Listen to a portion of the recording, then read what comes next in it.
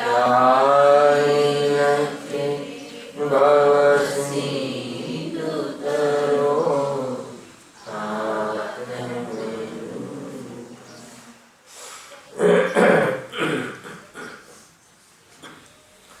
શ્રી મોક્ષમાર્ગ પ્રકાશક ગ્રંથ છે.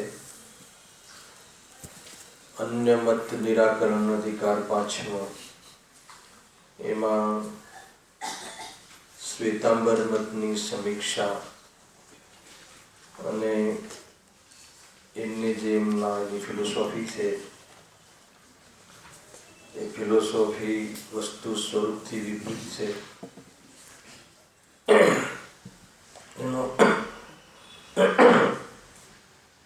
અહીંયા પંડિતજી એનો નિષેધ કરે. થોડો અવાજ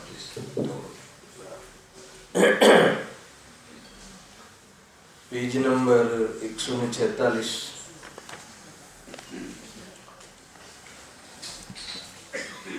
એમાં એમ કહ્યું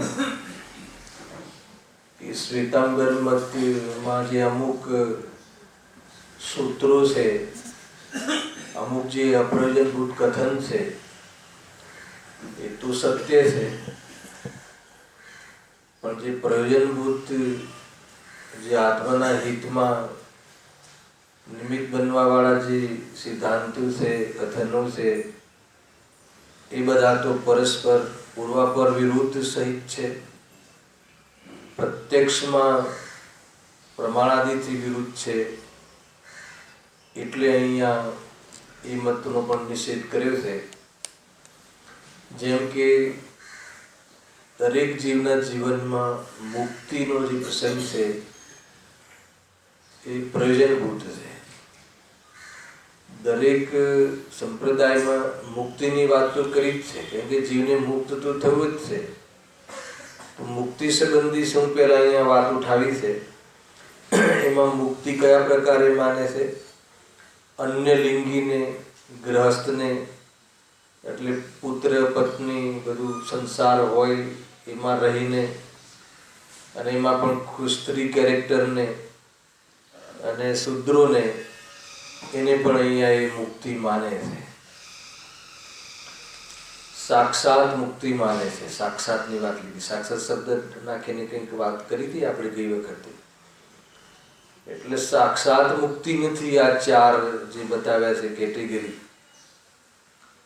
એમાં પરંપરા મુક્તિ એટલે કે વર્તમાનમાં સમ્યક દર્શનની પ્રાપ્તિ કરી લે અને પછી મનુષ્યમાં પુરુષ તરીકે અવતરે અને પોતાનું કાર્ય સાધે, એ રીત તો સંભવ છે. પણ સ્ત્રીલિંગ સહિત કે ઘરમાં ગૃહસ્થીમાં રહેતા રહેતા કોઈ મુક્તિને પ્રાપ્ત થાય એ સંભવ નથી. અહીંયા જે પહેલું જે કહ્યું અન્ય લિંગ, અન્ય લિંગીને તો સમ્યક્ત્વ જ સંભવતું નથી. એને તો પરંપરા પણ મુક્તિનું કારણ અન્ય લિંગને માનતો હોવાના કારણે બનતું નથી. મેં કહ્યું એની ચર્ચા ગઈ વખતે આપણે 9મા અધિકારના આધારે કરી હતી. અન્ય લિંગનો અર્થ શું લીધો હતો? કે જે વિતરાગ લિંગ છે, જૈન લિંગ છે, મુક્તિના માર્ગમાં જેવો વેશ હોવો જોઈએ એવો વેશની તો ખબર નથી, એવા વેશની તો શ્રદ્ધા નથી. બાહ્યમાં નિર્ગ્રંથ, સંયોગમાં રંચ માત્ર પણ પરિગ્રહ નહીં, અને વર્તમાન પરિણતિમાં મિથ્યાત્વ અને ત્રણ ચોકડી કશાયના ભાવપૂર્વકની વિતરાગતા, આવું જે ભાવલિંગ અને દ્રવ્યલિંગ, આવું જેને અંતરંગ બહિરંગમાં વેશ છે, એવા વેશ સહિત જે માર્ગમાં પ્રવર્તન કરે છે એ જ જીવ મુક્તિને પ્રાપ્ત થાય છે. અહીંયા કહે છે કે એવા સાધુપણાને પ્રાપ્ત થાય તો એ સાધક સાધ્ય અવસ્થાને પ્રાપ્તિ કરી શકે છે. પરંતુ તો જે સાધકનો જે બાહ્ય વેશ છે, જે બાહ્યમાં વસ્ત્ર આદિ સહિત પરિગ્રહ હોય તો પણ ચાલે, એના સહિત તું સાધુમાં વેશ બનાવે છે અથવા સાધકનો એ વેશ બનાવે છે, તો કહે છે કે તને સાધુનું સ્વરૂપ જ ખબર નથી, અરિહંત આદિનું સ્વરૂપ જ ખબર નથી. તો એ લિંગ હોતા તો એ લિંગને વેશ તરીકે સ્વીકારે. જો એ બહારમાં એવું કોઈ વસ્ત્ર પહેરે એની વાત નથી, એ વસ્ત્ર સહિત સાધુપણું મનાવે, એમ ગુરુદેવશ્રીના શબ્દમાં કે બહારમાં એવા વસ્ત્ર અને સામગ્રી સાથે તું સાધુપણું મનાવે અને એવા સાધુપણા સહિત તું મુક્તિનો ઉપાય કરવાનું કહે તો કહે છે કે એ તો સમ્યક દર્શન બી સંભવ નથી, તો આગળ પછી નિર્ગ્રંથતા થઈ અને ચારિત્ર ગ્રહણ કરવાની વાત જ ક્યાંથી આવે? કે જેને બાહ્યમાં વસ્ત્ર આદિ સાધકપણાનો વેશ માને તો ચારિત્ર્યમાં તો નિર્ગ્રંથતા કહી છે, તો કેવી રીતે મુક્તિને પામે? એ બધી ચર્ચા અહીંયા કરી છે. સિર વાંચી લઉં છું, ચર્ચા થઈ ચૂકી છે. જો અન્ય લિંગીને, ગૃહસ્થને, સ્ત્રીને વા ચંડાલાદિક શૂદ્રોને સાક્ષાત મોક્ષ પ્રાપ્તિ હોવી માને છે, પણ એમ બને નહીં. એને કારણ બી આપ્યું હતું કે સમ્યક દર્શન જ્ઞાન ચારિત્રની એકતા મોક્ષ માર્ગ છે. તો એ જે મોક્ષ માર્ગમાં સમ્યક દર્શનથી મોક્ષ માર્ગનો પ્રારંભ થાય છે, સમ્યક દર્શન ને સમ્યક જ્ઞાનથી અને સમ્યક ચારિત્રના વિકાસથી મોક્ષની પ્રાપ્તિ થાય છે. બરાબર છે? તો જે આત્મદર્શન જ નથી, આત્માના સાચા સ્વરૂપની જ ખબર નથી, દેહ આદિથી ભિન્ન હું છું એવી અનુભવ જ નથી, અને એવો અનુભવ કરી શકે જેના માધ્યમથી સમજી શકાય એવા દેવશાસ્ત્ર ગુરુના એ સ્વરૂપની ખબર નથી, પોતે અન્ય વેશ ધારણ કરીને બેઠો છે, તો પછી આગળ ચારિત્રની વાત, કેમ કે ચારિત્ર જ એક માત્ર એવું ધર્મ છે કે ખરેખર એ મુક્તિને પ્રાપ્તિ કરાવે છે. સ્વરૂપ લીનતા કહો, સ્વરૂપ સ્થિરતા કહો, તો પછી કેવી રીતે સંભવ છે? ટૂંકમાં મોક્ષ માર્ગનું સાક્ષાત કારણ સમ્યક દર્શન જ્ઞાન ચારિત્રની એકતા, એ એમને સ્થાપના કરી. એના આધાર ઉપર અન્ય લિંગનો જે એનાથી મુક્તિ માને છે એ વાતનો નિષેધ અહીંયા પંડિતજી કરી રહ્યા છે. એમના ત્યાં પણ લખે તો છે. શું લખે છે જુઓ કે અર્હંત દેવ સાધુ ગુરુ ચિન્હ પ્રણિત તત્વો એને માને તો સમ્યક દર્શનની પ્રાપ્તિ થાય. સાંભળજો. અને અન્ય લિંગ, જે અન્ય લિંગથી પોતાનું સ્વરૂપ માનતો હોય, અન્ય લિંગ ખ્યાલ આવે ને, બહારમાં જે એ જે સાધુપણું માને છે, ભગવા આદિ કપડાં પહેરીને અથવા વસ્ત્ર સહિત મુનિ દશા માને છે, તો અગર એ લિંગથી એ લિંગને જે ધારણ કરે, એ લિંગને અનુભવે, તો એને અર્હંતની શ્રદ્ધા છે એમ કેવી રીતે કહેવાય? એને દેવશાસ્ત્ર ગુરુની શ્રદ્ધા ક્યાં કરી? એ ક્યાં સાચા દેવશાસ્ત્ર ગુરુને માને છે? અને તેથી સમ્યક્ત્વ પણ ન હોય તો પછી મોક્ષ કેવી રીતે હોય? આ વાત થોડી કડક લાગે કે અન્ય લિંગનો ધારક હોય. સાંભળજો, અન્ય લિંગ એટલે માર્ગમાં આ લિંગ છે એમ માનતો હોય, હે ને? એ લિંગ સહિત એ માર્ગને અનુભવ કરતો હોય, તો એને સાચા દેવશાસ્ત્ર ગુરુનું પંચપરમિષ્ટિના સ્વરૂપની જ ખબર ના હોય, તો પછી ભલે નામ એ રાખે અર્હંત સિદ્ધાચાર્ય ઉપાધ્યાય સાધુ, એ જ નામ છે એમના શાસ્ત્રોમાં પંચપરમિષ્ટિના, પણ એમના સ્વરૂપ સંબંધી હે ને એમાં ગડબડ છે.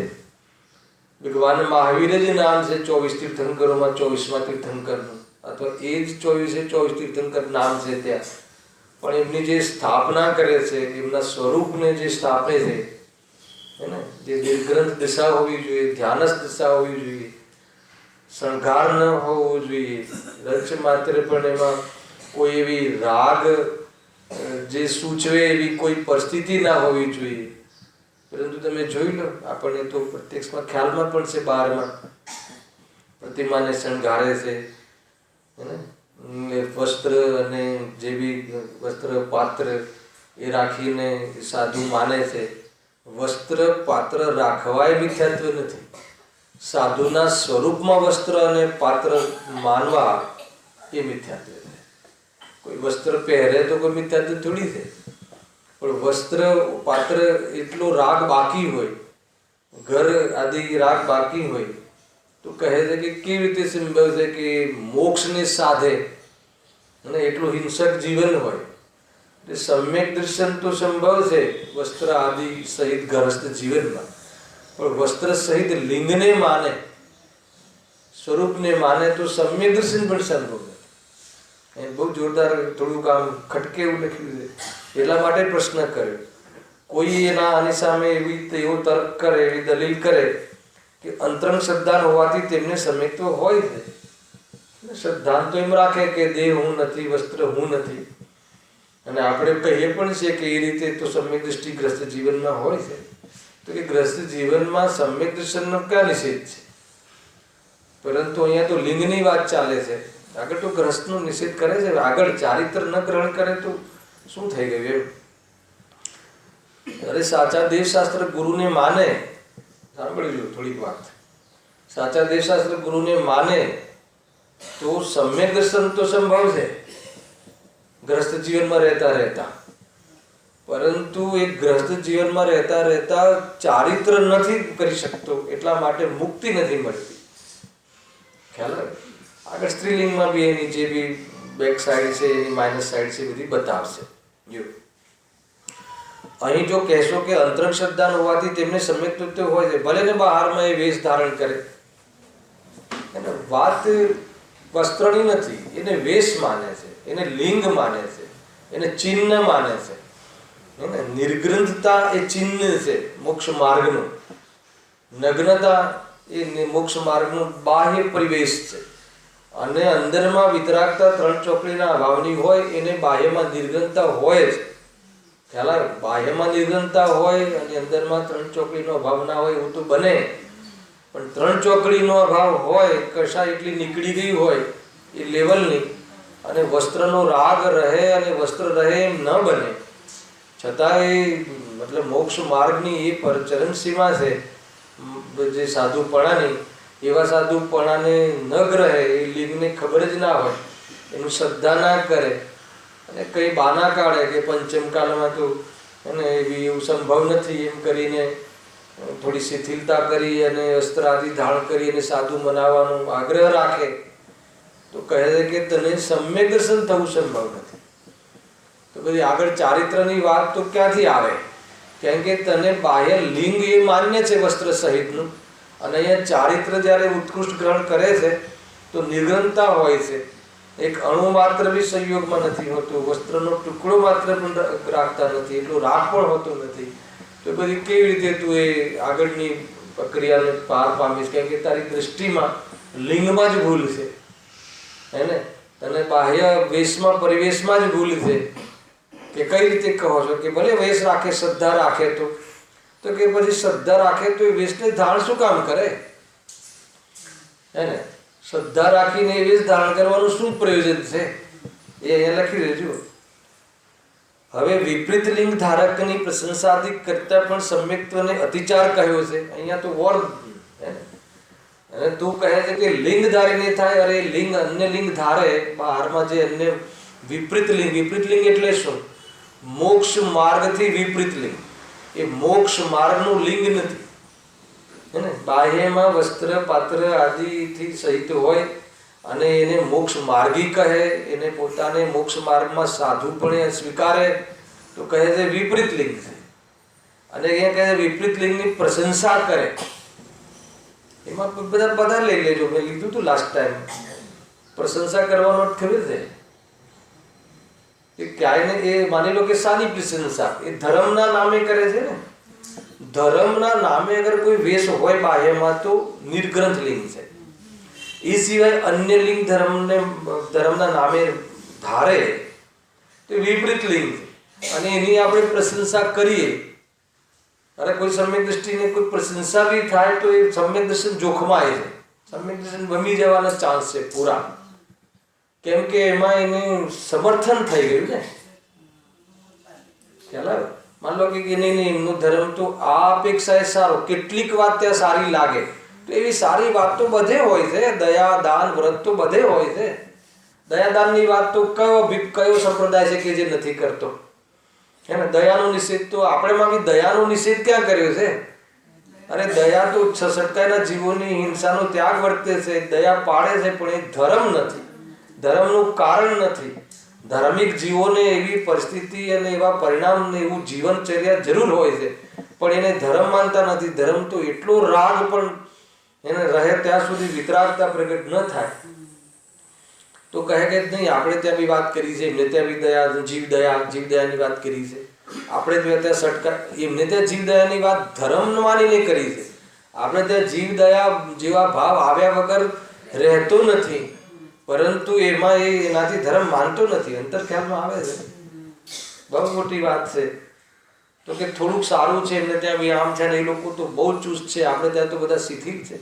શિથિલતા સારી વાત નથી, પણ એટલું જ ચુસ્તતાથી પાળે ધર્મ માનીને તો તને એના ધર્મમાં સમર્થન થયું, પહેલા અનુમોદના થઈ, એ રીતે છે. કંઈક તો સારું છે ને. અરે જેનું મૂળ જ ખોટું હોય એનું કંઈક સારાનો શું મતલબ?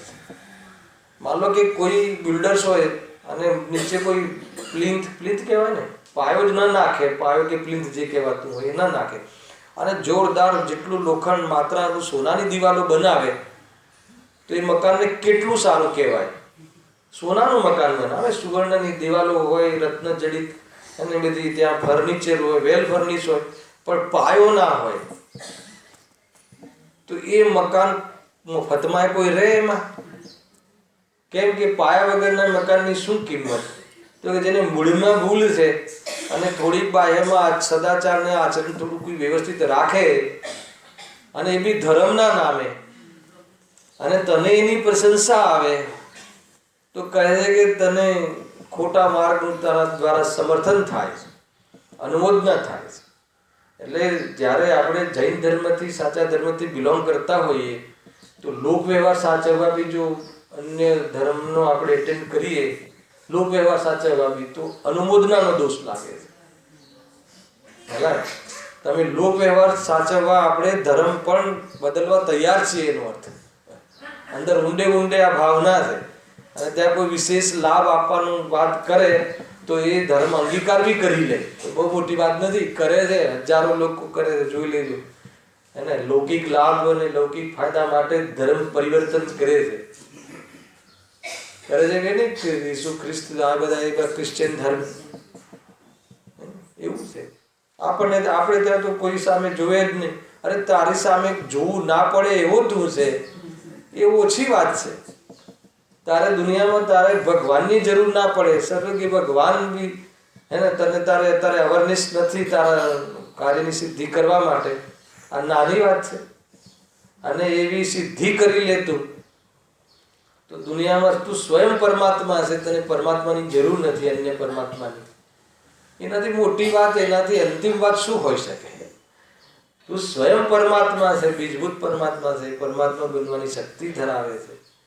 એને જ્ઞાન અસાધારણ તત્વ તારી પાસે છે. કેટલી વાત આવી લાગે, ગજબની વાત છે. બહુ આ ધ્યાન રાખવું. વિપરીત લિંગ ધારકની પ્રશંસાથી કરતા પણ સમ્યક્તિનો અતિચાર કહ્યું છે. જ્યારે પ્રશંસા બી ભૂલથી બી થઈ જાય તો અતિચાર લાગે છે. તો અનાચાર આવતા કેટલી વાર લાગે? તો પછી સત્ય સિદ્ધાંત થયા પછી તું જે મતલબ દલીલ કરે છે કે ભલે એને વેશ એ ધારે પણ અંદરમાં તત્વની શ્રદ્ધા સંભવે છે, તો સત્ય શ્રદ્ધા થયા પછી એ વિપરીત લિંગનો ધારક કેવી રીતે રહે? પછી એ લિંગ ધારવાનો શું અર્થ છે? લિંગ તરીકે, વેશ તરીકે ધારવાનો શું અર્થ છે? એનું આપણી પાસે તો પ્રમાણ છે ગુરુદેવશ્રી.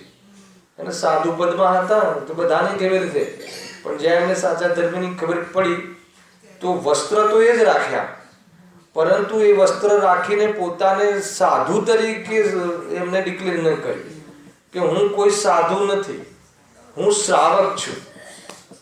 શ્રાવકમાં વેશ એ વસ્ત્ર આદિ હોય, પણ સાધુપણામાં વસ્ત્ર આદિ વેશ તરીકે, લિંગ તરીકે ન હોય. કેટલી બહાદુરી કહેવાય, કેટલી નિર્માણતા કહેવાય, કેટલી દ્રઢતા કહેવાય. સમજમાં આવે છે? હું સામાન્ય વાત નથી દેતું કે હું તો અવિરતી સમ્યક દ્રષ્ટિ શ્રાવક છું, હું કોઈ સાધુ બાધુ નથી. બોલો, કોઈ એવું થોડી છે બસ પેન્ટ શર્ટ પહેરવા લાગ્યા, જરૂરી નથી. પણ એ કપડાં પહેરીને પોતાને જે સાધુપદ તરીકે અગર અંગીકાર કરે છે તો કહે છે કે યાર તો એનાને શ્રદ્ધા એ હોય તો કેવું બને નહીં. બની શકે કે સંપ્રદાયમાં એ વેશમાં રહેતા સાચા તત્વની ખબર પડી હોય, પડી જ હતી, હે ને, કહેતા બી હતા. પરંતુ જ્યારે એમને ડિક્લેર કરી દીધું કે હું તો સાધુ નથી, આ સાધુ હોય નહીં, વસ્ત્ર સહિત સાધુ હોય નહીં, હે ને, હું તો શ્રાવક છું. હવે છતાં કોઈ એમને સાધુ માનીને પગે લાગે ને કરે તો એ શું કરે વ્યક્તિ? ખ્યાલ આવે કે નહીં? તો એ રીતે એમને પોતે જાહેર કર્યું કે નહીં. એવું કોઈ સામાન્ય વાતો નથી આ બધી. તમને એમ લાગે કે શું થઈ ગયું કે નહીં, આ જો અહીંયા આવ્યું છે.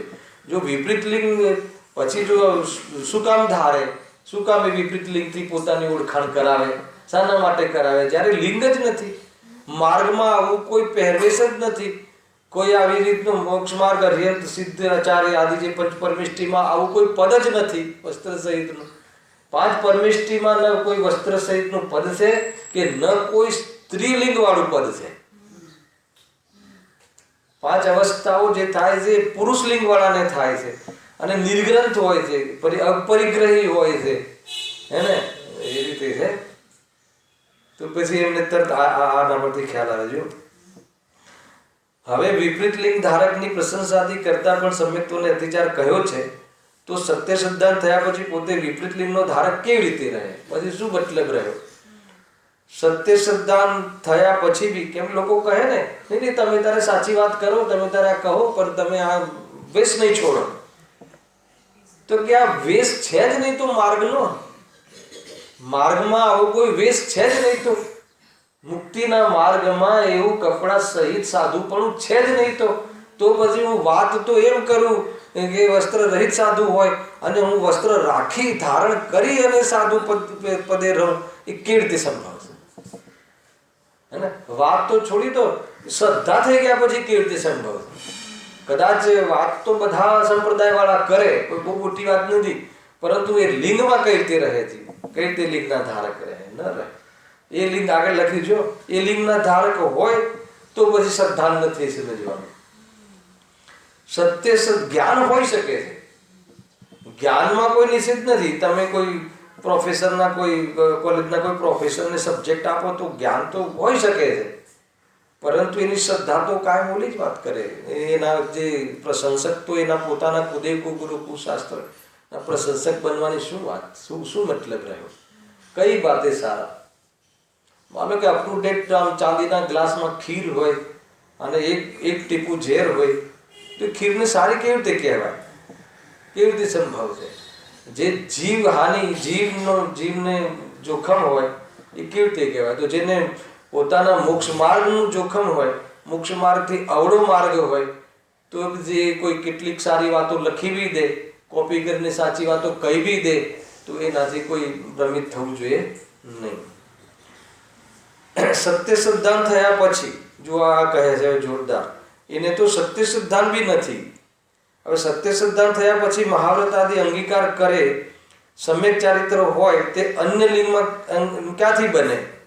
શું કહ્યું કે સત્ય સિદ્ધાંત થાય ને, વસ્ત્ર આદિમાં સુખ નથી, દેહ આદિમાં સુખ નથી, ને બહારમાં કોઈ ધન આદિમાં સુખ નથી, એવું સમ્યક દર્શન થઈ ગયું. અને સમ્યક દર્શન થયા પછી મહાવ્રત અંગીકાર કરે. મહાવ્રત અંગીકાર કરવાનો અર્થ ખબર છે?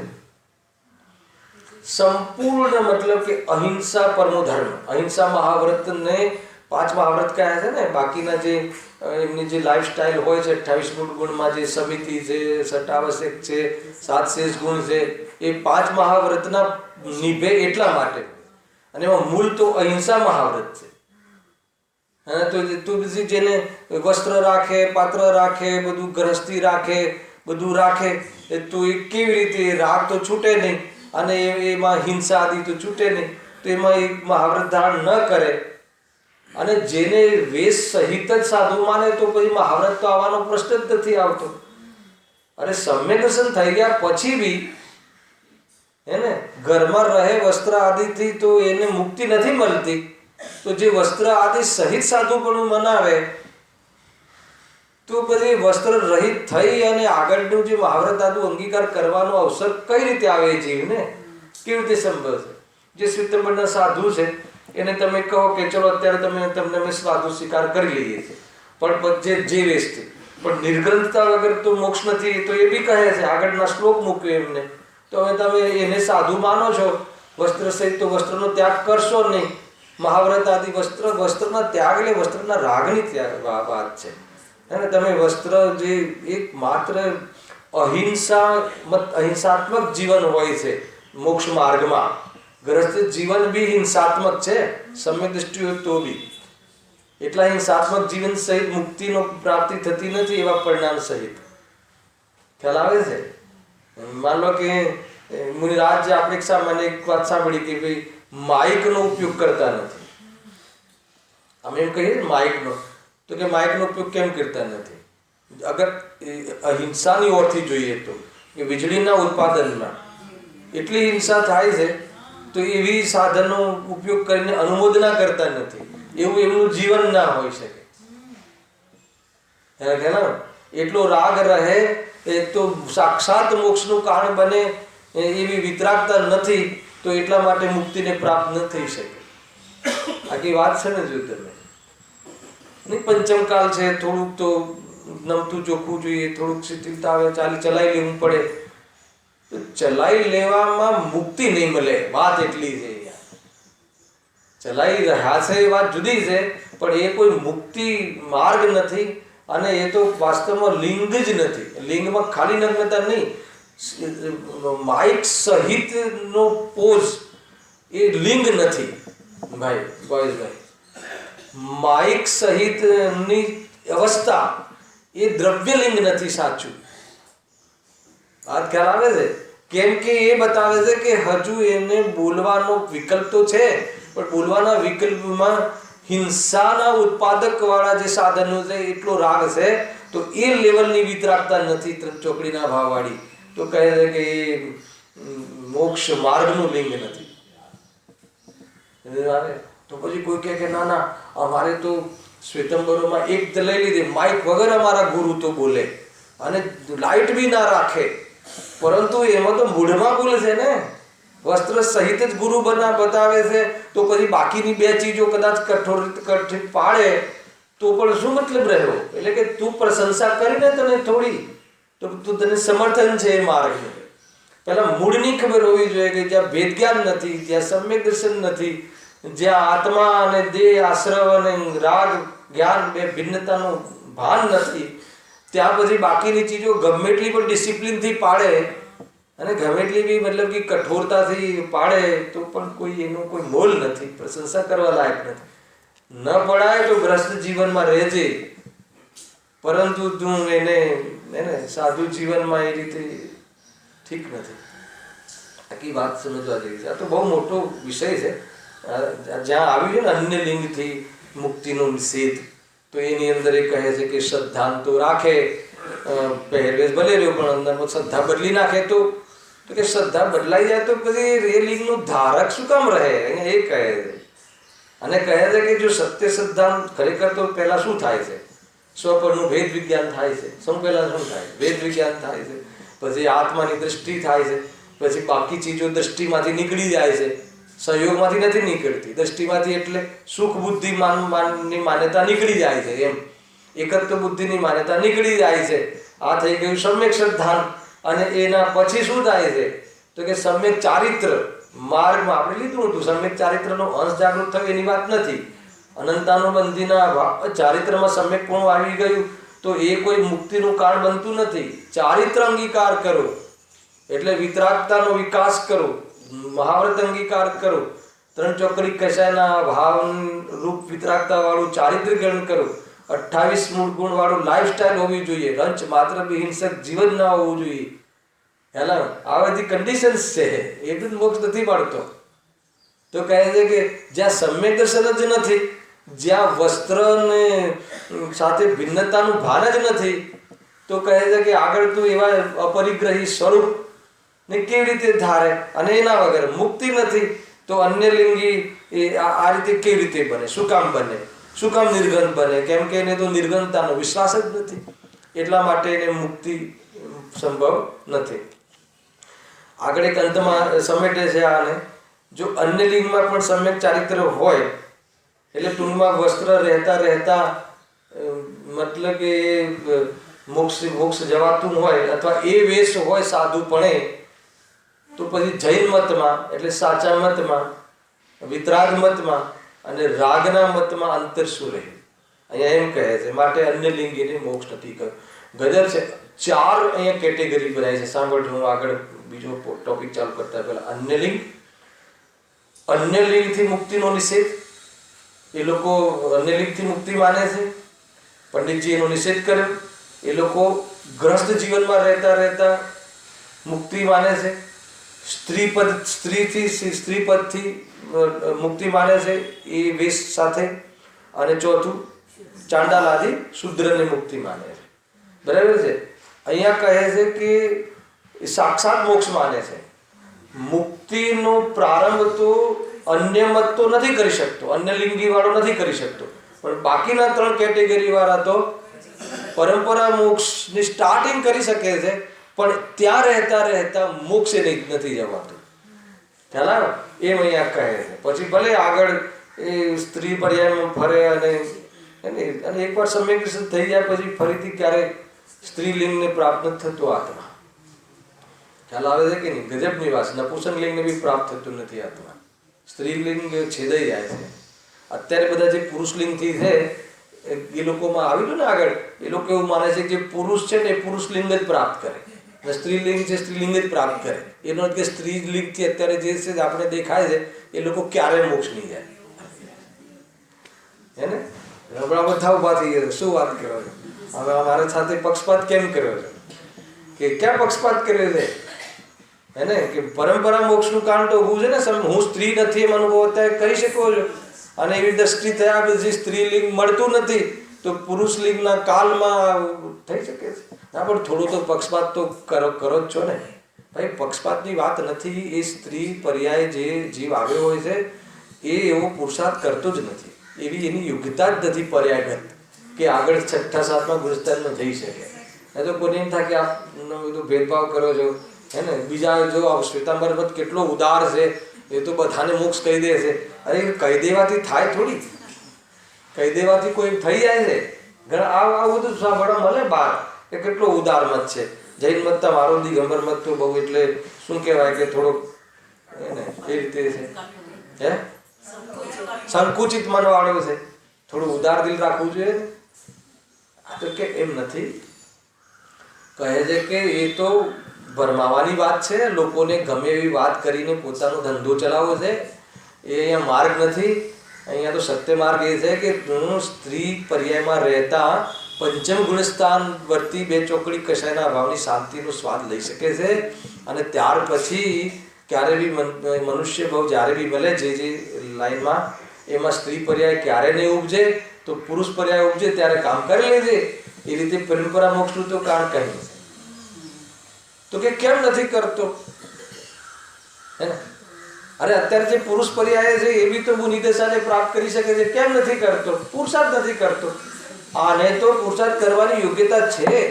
સ્ત્રી પર્યાયમાં તો એવા ક્વોલિટીના જીવો આવે છે કે એ જીવ 5માંથી ઉપર જઈ શકે એવી જાતિના પુરુષાર્થથી હીન હોય છે. પુરુષાર્થ કરી શકતા નથી, કરવાની યોગ્યતા પર્યાયમાં છે ને એવી જાતિના. નથી કરવો એને પુરુષાર્થ. ખ્યાલમાં આવે ને? કરવો એ નથી ને કરવાની યોગ્યતા એ નથી, એવા જીવો આવે છે. કોઈ શું કરે? ટૂંકમાં સ્વભાવમાં તો પરિપૂર્ણતા પ્રાપ્ત કરવાનો સ્વભાવ છે, પણ વર્તમાન પર્યાયમાં એવી જાતિની શક્તિ નથી. પણ જેટલી શક્તિ છે એટલું તો કરી લો, પછી જોશું. ખ્યાલ આવે કે એ રીતે છે. હવે ગૃહસ્થ મુક્તિનો નિષેધ. બરાબર છે. ગૃહસ્થ મુક્તિમાં કયું કામ, કયું મોક્ષ થઈ શકે છે? પરંપરા મોક્ષ થઈ શકે. પરંપરા મોક્ષ એટલે મોક્ષ ન જાય, મોક્ષનો સ્ટાર્ટિંગ થઈ શકે છે.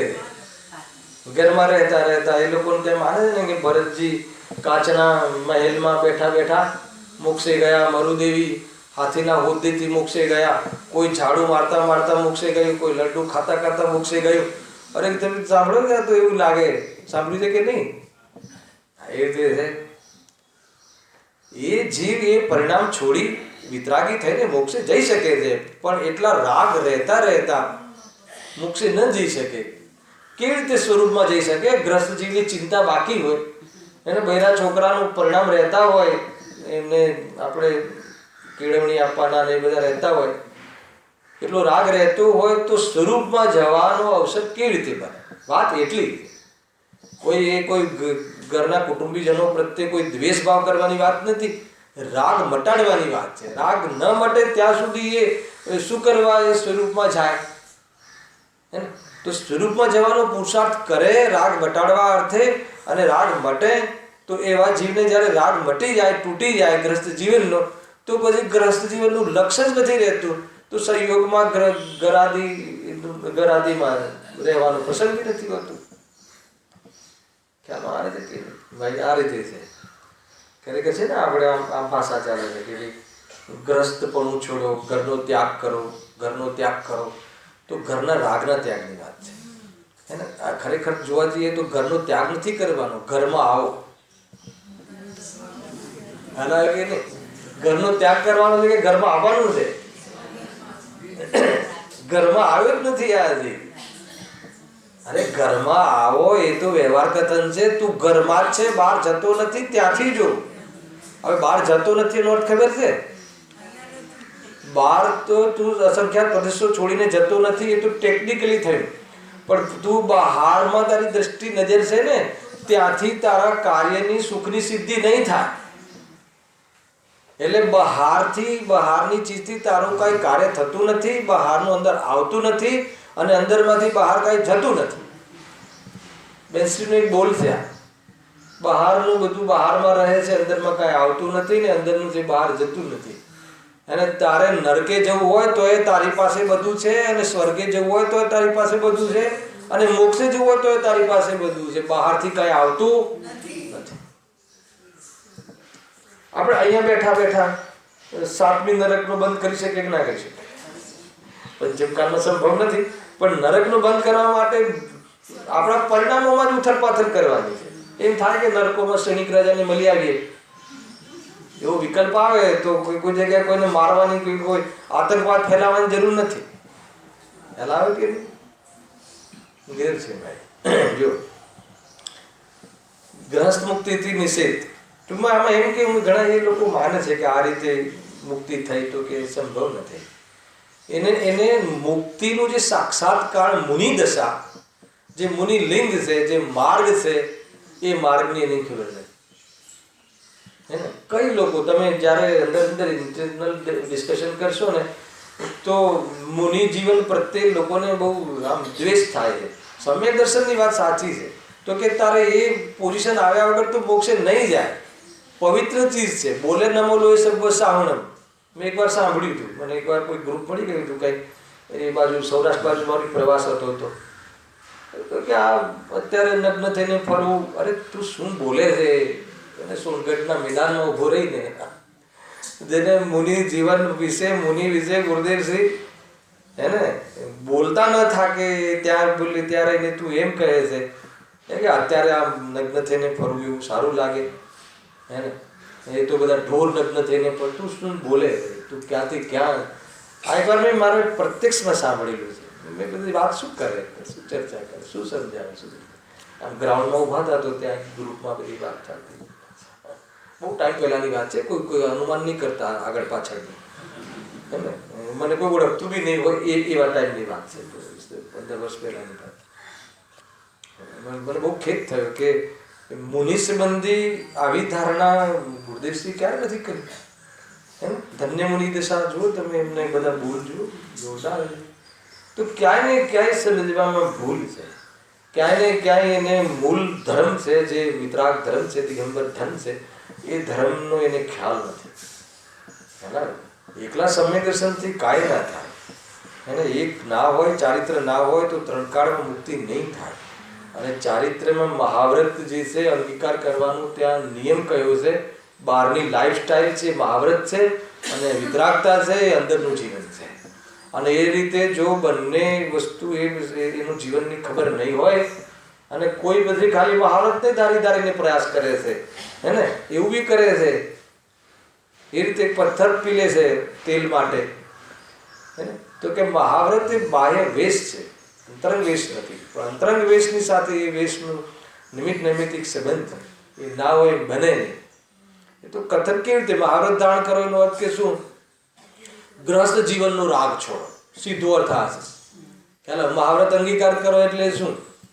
હે ને? દેશવ્રત ત્યાગ કરો એટલે શું? અરે દેશવ્રત અંગીકાર કરો એટલે શું? તો ખ્યાલ આવે કે નહીં? તો કે ગ્રસ્ત જીવનનો તીવ્ર રાગ છોડો. અને મહાવ્રત ધારણ કરો એટલે શું? સમસ્ત ગ્રસ્ત જીવનનો રાગ છોડો. કેમ કે એના વગર મુક્તિ નથી. આવી ગઈ ને આ ટોપિક.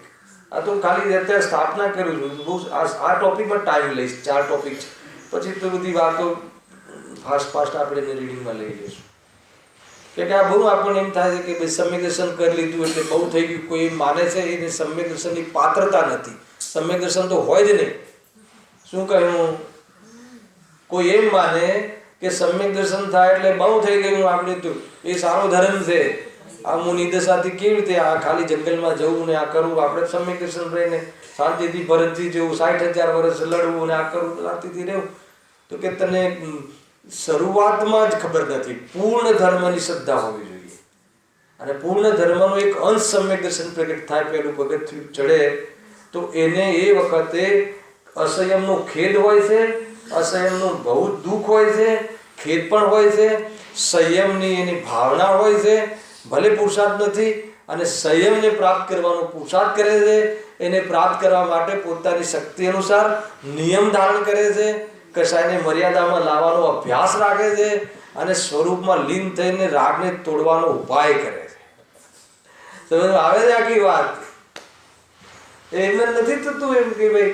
અને આ બધું શાસ્ત્રમાં લખ્યું છે કે આ બધું રાગ ને એવા તીર્થંકરોના જીવ આવે ઠાઠ સૌધર્મ જેવા તો નોકરો હોય અને એમને જ્યારે એવી પોઝિશનોમાં દુઃખ લાગ્યું ત્યારે દીક્ષિત થયા, દીક્ષા લીધું. એનો અર્થ શું થયો? એ તો 3 જ્ઞાનના ધારી આખે જગત જાણે એને અને કાંઈક સંકીર્તિ. તો હવે એમને એવું નહીં થતું હોય કે બસ આટલું બહુ થઈ ગયું, આ રીતે રહ્યા કરીએ હે ને. કેટલી મજા છે. અને આપણે સાહેબ સંકીર્તિ છે, તીર્થંકર પ્રકૃતિ આપણા જોલીમાં પડી છે તો સેવાઓ કરે અને એનાથી પછી બીજું સુખ શું હોઈ શકે? અરે એવું લાગ્યું તું દીક્ષા લેત, મુનિ દીક્ષા ગ્રહણ કરત, પંચ મહાવ્રત ધારણ કરત. સર્વજ્ઞની વાણીમાં આવે છે કે પંચ મહાવ્રતનો ભાવ જગપંથ છે. અને એ જ સર્વજ્ઞ ભગવાન મુનિ દશામાં પંચમત મહાવ્રતને ધારણ કરે છે. કાંઈ તો વાત છે કે જે આપણે મિસ થાય છે. હાલાકી એને જો આપણે પંચ મહાવ્રત પ્રત્યેની ક્રિયાઓ પ્રત્યે કોઈ આપણી ખોટી ધારણા હોય તો પછી કાંઈક આપણે મિસિંગ છે એ વાત સમજી લેવું જોઈએ. આ વાત છે ભાઈ. નથી વગર એ સ્ટેજમાં ગયા વગર મોક્ષે ગયા છે. આપણે તો સમ્યક દર્શન ગ્રસ્ત જીવનમાં રહેવું, ક્ષાયિક સંકિતથી સમ્યક દર્શન કરી લેવું અને પ્રવચનો કરવા, સંભળાવવા, વાહવા કરવી અને પુણ્ય બાંધવું અને બહારનું બસ એ પુણ્યમાં જે પદો મળ્યા રાખે એ પદોનો લાભ લેવો અને બસ પછી મોક્ષે જઈને આ બધું અહીંયાની જે સમાપ્તિ કરી દેવી ઠીક નથી લાગે. પ્રકાશભાઈ 2-4 વાર 10 લક્ષણમાં જાઓ છો તો મજા પડે. લોકો પંડિતજી કરે, આવો બેસો, ધ્યાન રાખી, 4 લોકો બાજુમાં ફરે અને આમ એટલેથી તો આપણે કોઈ થઈ બધી વ્યવસ્થા રાખે, જમવાનું આવો સાહેબ હે ને. પોતે ચાંદીના વાસણમાં ન જમે પણ આપણા માટે એ દિવસે કાઢે કે ના કાઢે? તો કહે કે પછી આ ખાલી ચારિત્ર લઈ લેવું ને જતું રહેવું એ ના કરતા આ કેવું છે કે તને સમ્યક દર્શનની પાત્રતા નથી. સમ્યક દર્શન તો હોય ના શકે. સમ્યક દર્શન સંબંધી તું કેટલા બી ખુલાસા કરી દે. એટલા માટે આ વાતનું ખેંચી રહ્યો છું કે ક્યાંય ને ક્યાંય આપણે આમાં ખ્યાલ લીધું ભાઈ. નહીં તો 3 લીટીનો જ આમ વાંચી લો તમે કહેતા હોય તો. કોઈ દુઃખ પહોંચતું હોય, કોઈ ધારણાને ઠેસ લાગતી હોય તો આગળ વધી જઈએ. એટલે તો એમ આગળ વધીને શું, એમ તો બહુ આગળ વધી ગયા છીએ અને અંદરનું તો જરા બી હલાવવાનું નહીં અને જ્ઞાનમાં બધી જ બુદ્ધિમાં રાખીને બીજાની બુદ્ધિને લાભ પહોંચાડો તો કે શું કરવાનું એ ઠેકાણું નથી ભાઈ. આ એટલા માટે કહેવું છું કે આપણે અટકી શકીએ છીએ. અને કોઈ જીવ કહે ભાઈ મારું તો આવું જીવન નથી, બહુ સારી વાત છે, આગળ વધો, ક્યાં પ્રોબ્લેમ છે? એટલા માટે અહીંયા વાત છે. જો વાંચું છું. વળી ગ્રહસ્થને મોક્ષ કહે છે હે ને. ગ્રહસ્થમાં મોક્ષનો પ્રારંભ થઈ શકે છે પણ ગ્રસ્ત જીવનમાં હે ને રહેતા ગ્રહસ્થપણું છોડે તો સમ્યક દર્શન થાય છે અને ગ્રહની આસક્તિ ને રાગ સમસ્ત છૂટે તો મુક્તિના માર્ગમાં પ્રસ્તુત થાય છે અને સ્વરૂપમાં લીન થઈ જાય તો મોક્ષે જાય છે. ખ્યાલ આવે ભાઈ? ઘરમાં રહીને ગ્રહસ્થપણું છોડજો તો આત્મ દેખાશે. શું કહ્યું? ઘરમાં રહીને ગ્રહસ્થપણું છોડજે એટલે એમાં એકત્વ બુદ્ધિ છોડજે તો આત્મા દેખાશે. પેલા એ તો બતાવો, આત્મા દેખાશે કાળો, લીલો, ચમકીલો. અરે આત્મા દેખાશે એટલે શાંતિ થશે. કેટલી શાંતિ થશે? એક દેશ હેલા તને શાંતિનો ટેસ્ટ આવશે. અને જ્યારે ગ્રહસ્થમાં એકત્ર બુદ્ધિ છોડવાથી એવી પ્રવૃત્તિ શાંતિનો ટેસ્ટ આવે તો હવે એની આસક્તિ છોડી દેજે તો શાંતિનો સાગર ઉષિત થઈ જશે. આવે છે કે નહીં ચેતનભાઈ? પણ તું ગ્રહસ્થમાં રહીને સમ્યક દર્શનની વાતો તો કરે, પણ ગ્રહસ્થપણું એ ના છોડે તો કે કાંઈ નથી, સાર જ નથી. કેટલો એ જીવ પરેશાન થતો હશે. સમ્યક દર્શનની વાતો કર્યા કરે પણ હે ને ઘર જુદું, એ પૂતગલની પર્યાય છે, સંયોગ જનિત છે, કર્મ જનિત છે. હું જુદો છું, હું સાથે આવતું નથી, સુખનું કારણ નથી, બધું બોલે કહે કેવડાવે, બધી વાતો કરે, પણ એમાં પરાય પણ આવતું નથી અને સ્વરૂપમાં આપના પણ જતાવતું નથી, આવતું નથી. તો કહે છે કે ગ્રહસ્થપણું પણ છૂટ્યું નથી. તો ઘર છોડવાની વાત શું છે ભાઈ? ગ્રહસ્થપણું છૂટ્યા વગર કોઈ એવો આવેગ આવી જાય ને ઘર છોડી દે તો એ કાર્ય થતું નથી. અંદર ગ્રહસ્થપણું તો છોડે નહીં, અને ઘર એવો આવેગ આવી જાય, વેગ આવી જાય એમ કસાયની બનતાનો, તો બધું છોડીને જંગલમાં જતો રહે, કિસલો જ કરી લે તો એ કાંઈ નહીં, ઉલટી દિશા છે. એને સમ્યક દર્શન વગર મુનિ દીક્ષા નહીં, મુનિ દશા નહીં, અને મુનિ દશા વગર મોક્ષ નહીં. એને આ બધું છે ને. હવે એમાંથી આપણે ઓપ્શન નથી, આ માર્ગ છે. સમ્યક દર્શનથી જઈએ કે મુનિ દશાથી જઈએ? અરે મુનિ દશા સમ્યક દર્શન પછી આવે છે, અને સમ્યક દર્શન વગર એનો પ્રારંભ થતો નથી. એટલે સમ્યક દર્શન પ્રારંભિક અવસ્થા છે, મુનિ દશા પ્રચુર અવસ્થા છે, સાક્ષાત્કાર છે, અને એનો પુરુષાર્થ મોક્ષને લઈ આવે છે. એને મોક્ષ માર્ગ મોક્ષનું કારણ છે. એને સમ્યક દર્શન, જ્ઞાન, ચારિત્ર ત્રણેય મોક્ષનું કારણ છે, એકલું સમ્યક દર્શન નહીં. એટલે ગ્રસ્ત જીવનમાં સાચા દેવ ગુરુ શાસ્ત્રની શ્રદ્ધા, આત્માની સાચી શ્રદ્ધા હોય, પણ જો ગ્રસ્ત ઘર પ્રત્યે આસક્તિ બની રહે તો એ જીવ માર્ગમાં નથી, અર્થાત એવો માર્ગ નથી, એ માર્ગના એ લેવલમાં નથી કે જે મોક્ષનું કારણ બને. માર્ગમાં છે એટલે માર્ગનો પ્રારંભ છે, દિશા બદલી છે, ગમન ચાલુ નથી. માનો કે તમારું ઘર આ બાજુ છે, આ બાજુ નથી, એને વિવેક આવી ગયો કે ઘર આ બાજુ છે, દિશા તમે ફેરવી, પણ ગમન ચાલુ નથી, તો કે કામ નહીં થાય. સ્લો ગમન હશે તો એ રીતે કામ થશે. જેવી રીતે ગમન, પણ ગમન દિશા બદલાઈ એ બહુ મોટું કાર્ય થયું છે. એને દિશાબોધ બહુ મોટું કાર્ય છે, પરંતુ એ સમય પ્રયાણ ન કરે તો ઘર નહીં આવે. સિમ્પલ વાત છે, એમાં કઈ મોટી વાત છે. પ્રયાણ કઈ રીતે કરવું? તો કે એમાં સ્થિરતા કરવી. સ્થિરતા માટે શું કરવું? તો કે રાગ મોટવું. તો સૌથી પહેલા કયા રાગની વાત આવે છે? તો કે સ્થૂલ પાપ છૂટે છે, પછી સૂક્ષ્મ પાપ છૂટે છે. એને સ્થૂલ ને સૂક્ષ્મ પાપ છૂટે એનો અર્થ કે ગ્રસ્ત દશા છૂટે છે.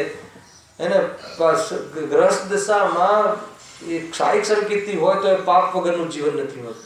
કે શું વાંધો છે? પાપમાં શું બુદ્ધિ તોડી છે તો કે એવા પરિણામોમાં રહેતા રહેતા આત્માનું કલ્યાણ નથી થતું. છૂટવાનો ક્રમ છે, પેલા એ પ્રમાણે છૂટે છે, પછી શુભભાવ છૂટે છે. શુભભાવનો નંબર આવે છે છૂટવાનો, અને શુદ્ધ ભાવ પ્રગટ થઈ જાય. આ તો માર્ગ છે, આટલો તો માર્ગ છે. ખ્યાલ આવે કે નહીં ભાઈ? પદ મુક્તા પાપ છે ગ્રસ્ત જીવનમાં. ક્ષાયિક સંકેતી વેપાર કરે તો એ પાપ પ્રવૃત્તિ નથી. અરે નીતિથી પાપ કરે, નીતિથી ધંધો કરે તો ભાઈ પાપ કાર્ય તો પાપનું જ છે ને. અને એનાથી સુખ માને તો મિથ્યાત્વનું મોટું પાપ છે. મિથ્યાત્વ ગયા પછી બી એમાં રહે તો એ પાપરૂપ જીવન છે. તો એવું જીવન રહે ત્યાં સુધી મુનિ દશા ના આવે. લખ્યું છે આગળ, પહેલી લીટી લખી, હું વાંચીને બતાવું છું. વળી ગ્રહસ્થને મોક્ષ કહે છે, પણ હિંસા આદિક સર્વ સાવધ્ય યોગનો ત્યાગ કરતા સમ્યક ચારિત્ર હોય.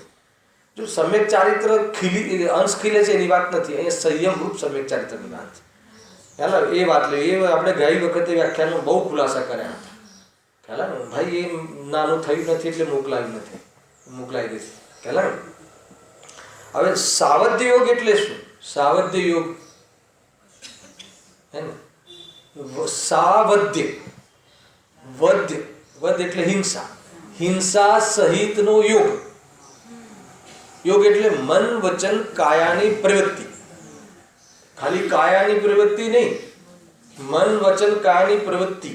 આગળ 9 કોટીથી છોડવાની વાત આવે મુનિ દશામાં. ગૃહસ્થ જીવનમાં કોઈ કે ભાઈ અમે ક્યાં પાપ કરીએ છીએ, અમે તો કે આ તમે ઘરમાં આ પંખો ચાલુ અત્યારે આપણે કર્યો, કોને કર્યું? આંગળી ઊંચી કરી, તો એને જ પાપ પરિણામ છે કે એની હવા ખાય છે, બધાને પાપ પરિણામ. એમાં શું પાપ કર્યું? આપણને ક્યાં પાપ દેખાય છે?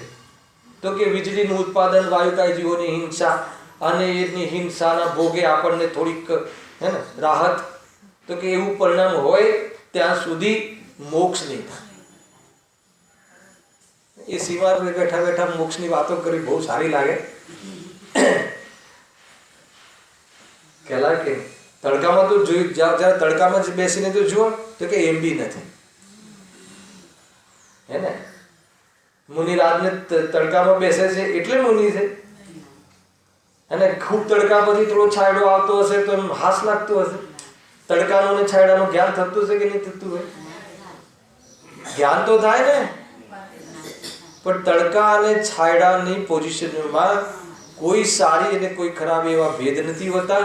અને ન એમાં એને કોઈ એવી જાતિનો હવે બહુ તડકો માથે ચડ્યો છે, થોડું વાતાવરણ બદલાય તો સારું, એવી જાતિના ભાવ આવતા જ નથી. કેમ કે તડકામાં આપણને તકલીફ લાગે છે, કેમ કે તડકામાં થોડી બેઠા છે, સ્વરૂપમાં બેઠા છે.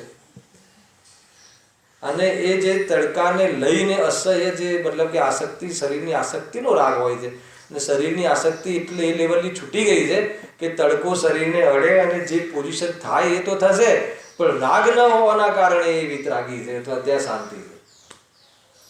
એવું નથી કે તડકામાં જે કાર્ય થવું જોઈએ એ બધું થાય, એને પછી એ કોઈ પેલા સૂર્યથી બચવાના લોશન ને એવું બધું લઈને નથી ફરતા. ખ્યાલ આવે કે નહીં? કાંઈક શું કહેવાય ઇંગ્લિશમાં મને ખબર નહીં. શું? હા, એ જે કહેવાતું એટલે બોલતા ના આવડે. ખ્યાલ આવે કે એ સાધુ પદોમાં ફરે ને આ બધા ક્રીમો રાખે ને એનાથી બચવા માટે. તું પણ ઘરે રહે ને, કોણ કહે સાધુ ને? કોણ કહે તને? હલાવે કે નહીં? તારે તો ખાલી સાધુ દેખાડાવવું છે, કાં તો તને એવું સાધુ બનીને હલાવે એ છે. શું કરે? બહુ બધી ભાઈ, એ તો બધું ક્લેશના બહુ વિચારમાં બી આવે, થોડું જ્ઞાનમાં નહીં બને તો બી રાગના કારણે ક્લેશ વધે. શું કરે? ટૂંકમાં એટલું સમજવું કે આપણે આપણા જીવનમાં બહુ સાવધાન રહેવું. અહીંયા કહે છે કે સર્વ સાવધ યોગનો ત્યાગ કરતા સમ્યક ચારિત્ર હોય. હવે સર્વ સાવધ યોગનો સંપૂર્ણ હિંસાનો ત્યાગ, આરંભ પરિગ્રહનો ત્યાગ વગર સંભવ નથી. ઘરમાં આરંભ પરિગ્રહ હોય, હે ને, ભલે સમકીર્તિ બેન હોય, પરંતુ ચૂલે તપેલો ચડાવે તો એમાં જે બી હિંસા આદિ મૂળ તો રાગ છે, એને ભોજનનો રાગ છે. મુનિરાજને એમના માટે કરેલું ભોજન ન લેવાનો ભાવ ના આવે, એમના માટે બાંધેલી વસ્તિકાનો ઉપયોગ ન કરે, અધિકાર ન જતાવે ઉપયોગ ન કરે, એટલી જેટલી જબરજસ્ત પૂરી આમ અહિંસા સાક્ષાત જોવી હોય છદ્મસ્તોમાં તો મુનિરાજોમાં જોયું, એટલું પવિત્ર. કોઈ કહે કે એમાં શું ફરક પડી જાય, ભલે ને એક બહારના વગરનું બનાવી દઈએ તો ત્યાં રહે, ભલે ફ્લેટમાં અહીંયા આવીને ના રહે. તો કે તો તારી સોચ છે, એમને એવી જાતિની તૈયારી જ નથી કે કોઈ હિંસા થઈ હોય ને એ પોતાની પંચેન્દ્રિય વાળું જે છે ને, એમને કયો પરિગ્રહ છે? 5 ઇન્દ્રિય કા વિસ્તાર નહીં જિનકી પર દેહી પરિગ્રહ હે. દેહી પરિગ્રહ એટલે શું? એક દેહ જ સંયોગમાં છે, એ બી એની આસક્તિ નથી. તો પછી એને એવું જીવન કેવી રીતે હોય કે કોઈ 12-25 કે અમુક જીવોની હાનિ થાય અને પછી એમને રહેવાનું જે એમને બન્યું છે અહીંયા, તો એવી જગ્યાએ એવું રહે, એવું કઈ રીતે બને?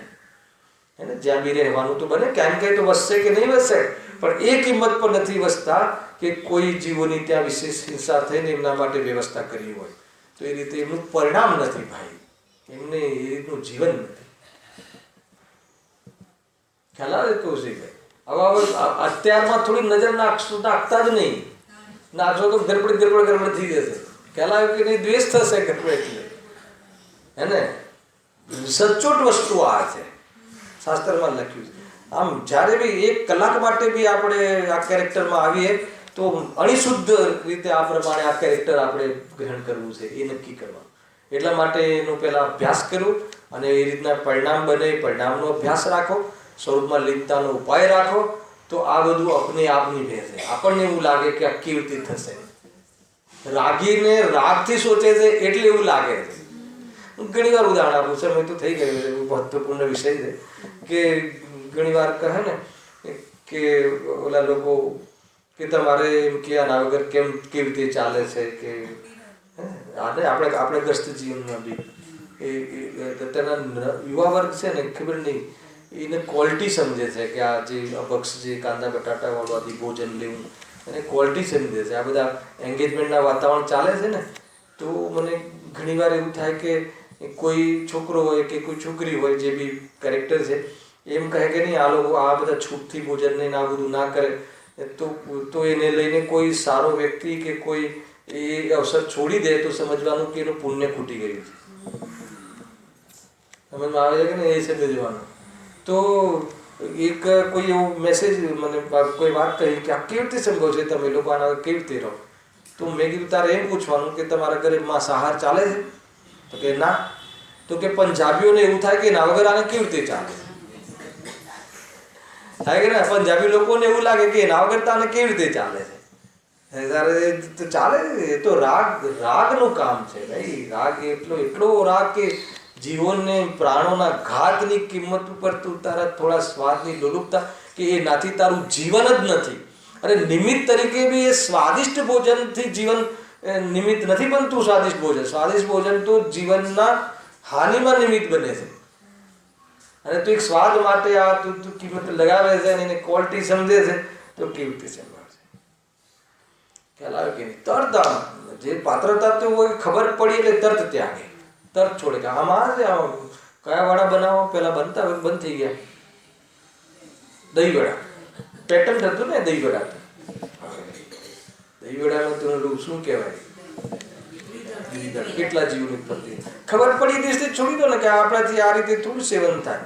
આ ઠીક છે, આવા પરિણામ ઠીક છે, સારા છે પરિણામ કે જેનાથી આટલા જીવોની હિંસા થાય ને હું પેટ ભરું અને પછી જઈને ભગવાન આત્મા કરું. મૂર્ખ છે, પાત્ર નથી જીવવાની સાંભળવાનું. સમજમાં આવે છે કે નહીં? નાના ત્યાં તો કોઈ બી સભામાં કરે એવું નથી. સભામાં નીચે બધું બનાવ્યું હોય છે. સભામાં પાત્રજી ઉપર પહોંચે ને સમોષણમાં એટલે નીચે અંદર બરાબર બુદ્ધિશાળી છે. બધી પેલી નૃત્યશાળાઓ બધું બનાવે છે કે જે જીવ એને આમાં ફસાયું તો એનું ઉપર કામ નથી એટલે બનાવે છે પરીક્ષા કરવા માટે.